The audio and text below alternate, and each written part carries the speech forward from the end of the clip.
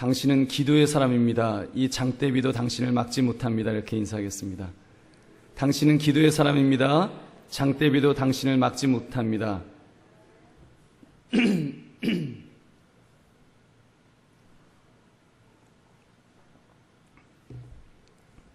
우리는 지난주까지 히스기야 왕에 관한 말씀을 나누었습니다. 히스기야는 믿음의 사람이었다고 했습니다.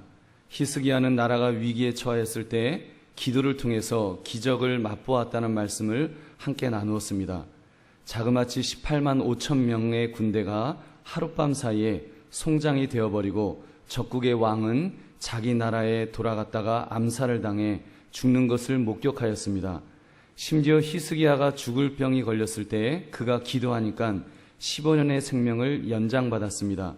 그리고 더구나 해시계의 그림자를 뒤로 10도 물리는 대기적을 체험한 사람이 바로 히스기야 왕입니다. 오늘 우리가 공부할 인물 므낫세는 바로 그 히스기야 왕의 아들입니다.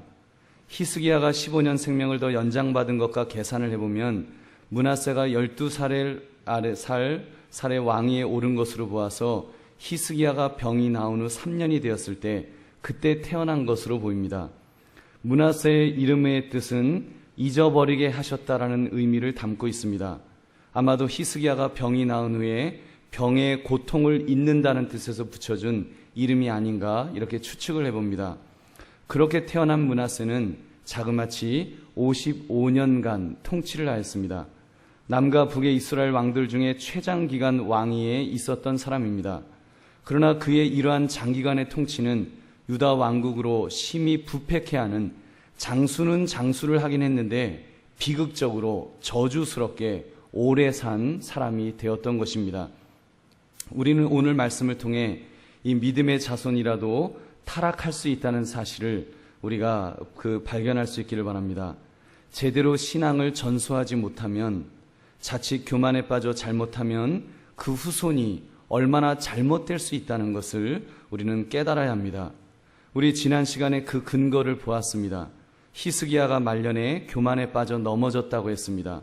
바벨론의 사자에게 나라의 보물과 국력을 다 보여주면서 자랑했다 그랬습니다. 교만에 빠져서 그렇게 나라의 비밀을 다 보여준 것 때문에 결국 하나님의 진노를 사서 나라가 망할 것이라는 저주의 말씀을 들었습니다. 또 그것이 내 생전에는 괜찮으니까 그래도 다행이다 이렇게 생각할 정도로 아주 영적으로 무지해졌다는 것을 말씀을 드렸습니다. 그 결과 때문인지 어떤지는 모르지만 아무튼 여러분, 최선의 왕이었던 히스기야에게서 최악의 왕인 므낫세가 이렇게 태어난 것입니다. 그러므로 오늘 말씀의 제목을 믿음의 자손이 보여준 타락의 극치, 믿음의 자손이 보여준 타락의 극치라는 제목을 가지고 우리 함께 은혜를 나누시는 이 밤이 되시기를 주님의 이름으로 축원합니다. 첫째, 믿음의 자손이라고 신앙적으로 보증이 있는 것은 아닙니다. 믿음의 자손이라고 해서 신앙적인 보증을 가지고 있는 것이 아니라는 말입니다. 우리 1절 2절 말씀 함께 읽겠습니다. 시작. 므낫세가 왕이 될 때 나이가 12세라 예루살렘에서 55년간 다스리니라. 그의 어머니 이름은 헵시바더라. 므낫세가 여호와 보시기에 악을 행하여 여호와께서 이스라엘 자손 앞에서 쫓아내신 이방 사람의 가증한 일을 따라서. 아멘. 므낫세의 아버지가 히스기야 왕이라 그랬습니다. 어머니는 헵시바였습니다. 헵시바란 이름의 뜻은 나의 기쁨은 그녀에게 있다는 뜻으로 이사야 선지자가 회복한 예루살렘을 그렇게 불렀습니다. 그래서 일설에 의하면 헵시바가 이사야 선지자의 딸이 아닌가 추측하는데 아무런 증거는 없습니다. 아무튼 므낫세는 12살의 왕이 되다 보니까 어린 시절에는 어머니의 섭정을 받아야 했습니다. 그런데도 안타까운 것은 무엇입니까? 므낫세가 전혀 신앙적으로 좋은 영향력을 받지 못했다는 사실입니다. 그 집안에서, 그 믿음의 집안에서 전혀 신앙적으로 좋은 영향력을 받지 못하였습니다. 여러분, 우리는 이 모습을 통해 분명히 깨달아야 합니다. 아무리 좋은 믿음을 가진 성도의 자녀라도 그 신앙이 자동적으로 전수되는 것은 아니다. 여러분, 이것을 우리는 분명히 깨달아야 합니다. 재산은 자동적으로 상속될 수 있습니다. 여러분, 권력은 자동적으로 상속될 수 있고 심지어 성격이나 기질, 체질은 자동적으로 상속될 수 있습니다. 그러나 신앙은 그렇지 않습니다. 신앙은 상속되는 것이 아닙니다. 왜냐하면 신앙은 스스로가 깨달아야 하고 스스로가 결단해야 하기 때문인 줄로 믿습니다. 그래서 우리 개신교에서는 유아 세례도 하지만 동시에 입교 예식을 거행합니다. 아기 때 믿음의 가정에서 태어난 아기에게 부모님의 신앙을 보고서 세례를 줍니다. 그런데 그 세례는 엄연히 부모님의 신앙을 보고 주는 것입니다.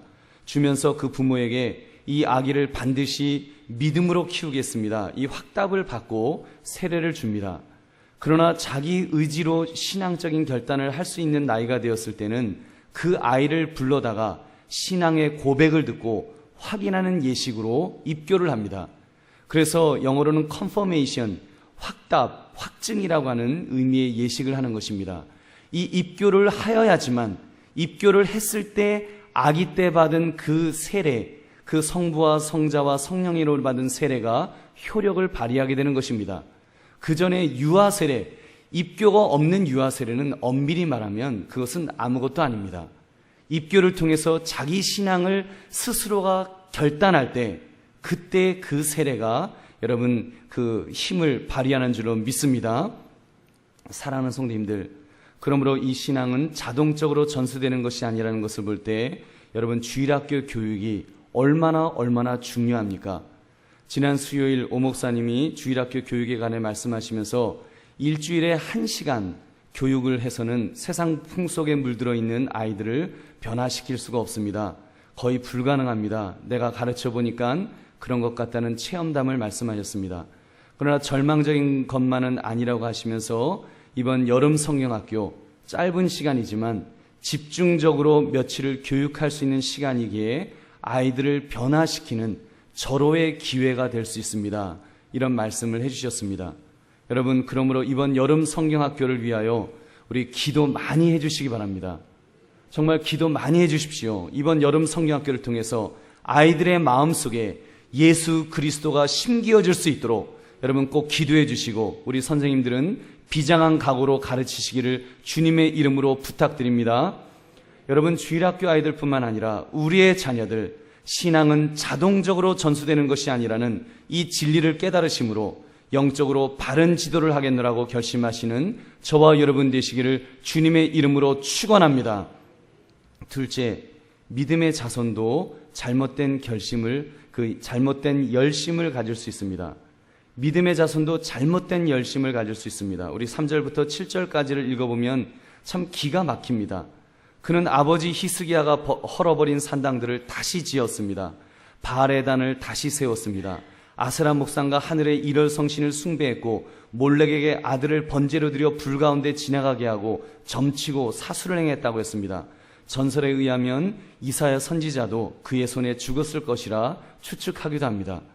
저는 이 모습을 보면서 거꾸로 이런 생각을 해봤습니다. 므낫세가 이렇게 많은 죄를, 우상 숭배의 죄를 종합 선물 세트로 지었는데 거꾸로 뒤집어 보면 그가 얼마나 종교심이 많았는지를 생각해 볼 수 있습니다. 그가 얼마나 열심히 있었던 사람인가를 생각해 볼 수 있습니다. 그는 종교적으로 나름대로 얼마나 열심히 신앙을 찾아 나선 사람입니까? 몰렉에게 아들을 번제로 드려 불 가운데 지나갈 정도로 열심히 있었습니다. 어떻게 보면 아브라함보다도 더 열심히 있는 사람 아닙니까? 아브라함은 이삭을 바치려고 했지만 므낫세는 실제로 제물로 태워버리지 않았습니까? 여러분, 무엇을 할 수 있습니까? 열심이라고 다 좋은 것은 아닙니다.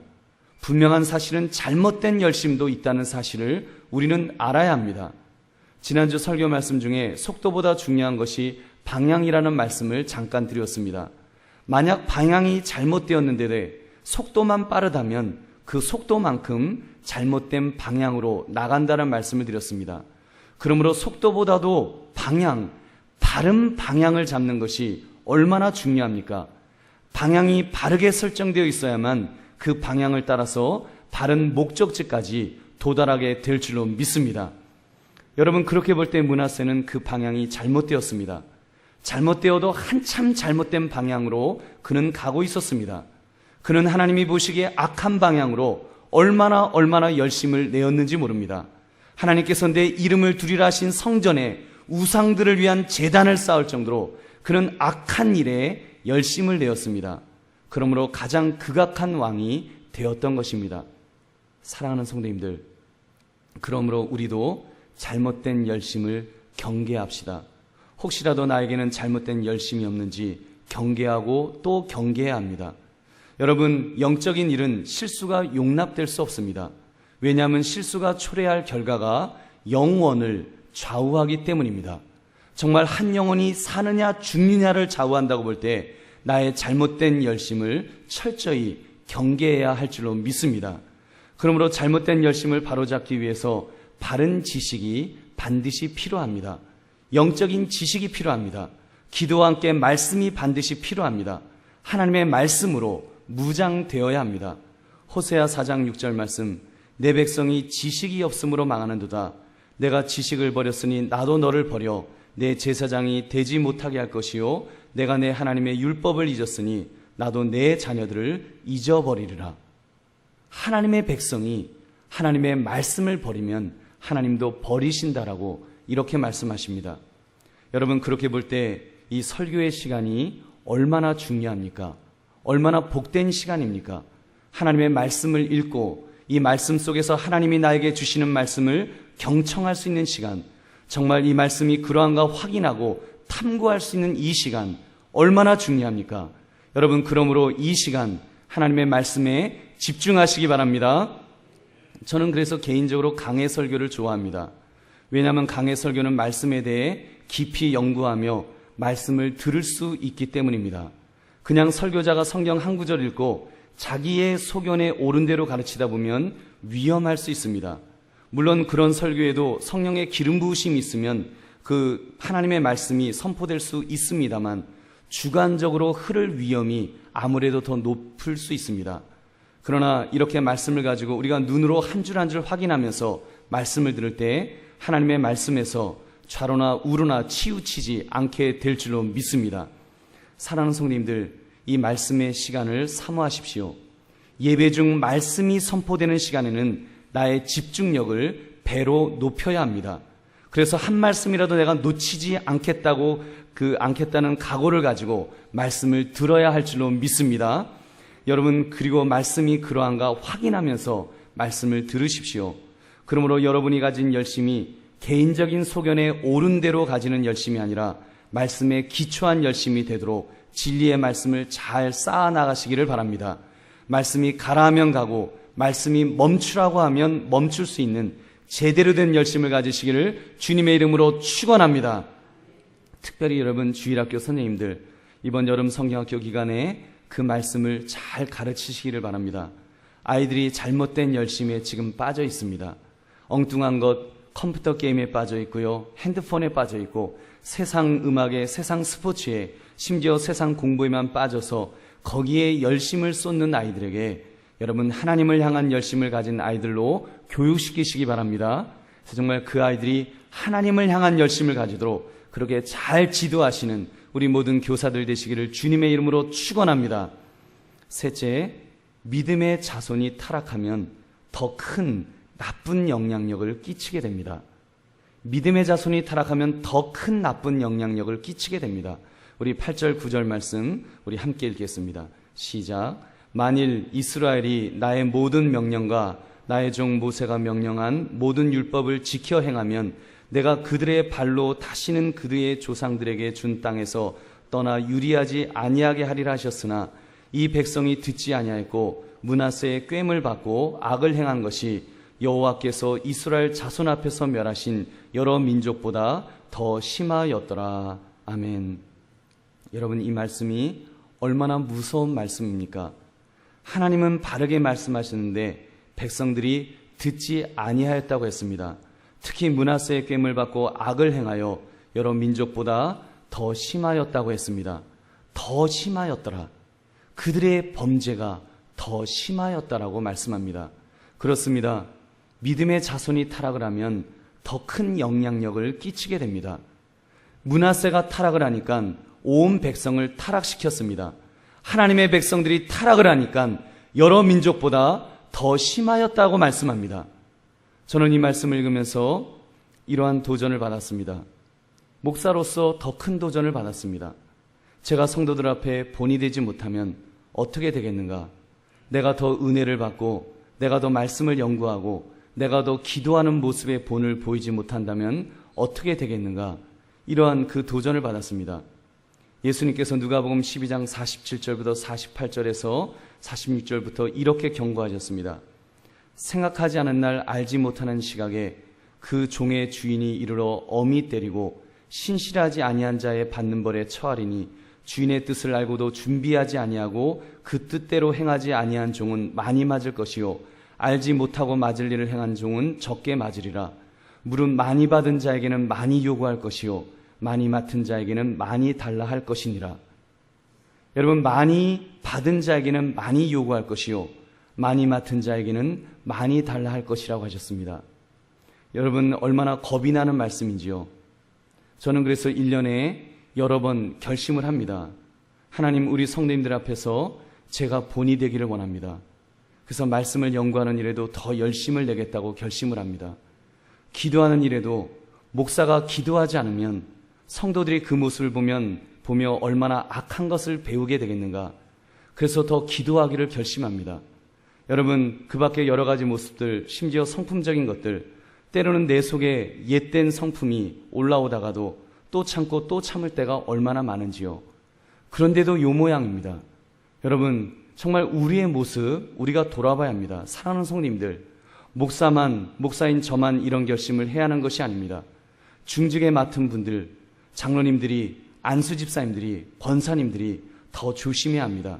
내가 영적으로 잘못되면 더 끔찍한 영향력을 끼치게 된다는 것을 여러분 또 명심해야 할 줄로 믿습니다. 재직 훈련 때도 말씀을 나누었습니다. 장로가 된 후에는, 안수 집사가 된 후에는, 권사가 된 후에는 더 조심해야 한다고 말씀을 드렸습니다. 만약 중직을 맡았는데도 옛날 죄악된 모습을 그대로 가지고 있게 될 때 그 악한 영향력이 그대로 자녀에게 전수될 수 있다는 말씀을 드렸습니다. 그렇지 않겠습니까? 여러분의 자녀가 얼마나 헛갈리겠습니까? 저분이 우리 엄마, 우리 아빠지만 그래도 장로님이 되셨는데, 권사님이 되셨는데도, 집사님이 되셨는데도 저럴 수가 있을까? 저는 그 생각만 하면 후회가 됩니다. 내가 어쩌다가 목사 안수를 받았는가? 나같이 악하고 못된 놈이 아무것도 모른 채 그 안수를 받아가지고 우리 가족의 마음을 아프게 하는구나 라는 생각을 하게 됩니다. 특히 제 아내의 마음을 아프게 하는구나. 사실 목사 때문에 마음의 상처를 제일 많이 입는 사람이 있다면 사모들이 아닌가 생각합니다. 강대 위에서의 모습이 아니라 강대 아래서의 그 적나라한 모습을 허구한 날 이 라이브로 보시는 분들이 사모님들이 아닙니까? 그렇게 볼 때 아마 이 지구상의 모든 사모님들이 제일 믿음이 좋은 분들인 줄로 믿습니다. 이 말씀을 가지고 우리 교사들 꼭 적용하십시오.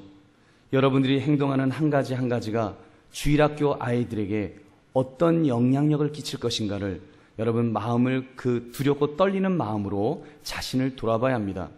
말씀으로 무장되지 않으면 공과 공부를 가르칠 때 충분히 연구하지 않으면 여러분의 생각, 세상적인 생각을 가르치게 될 것입니다.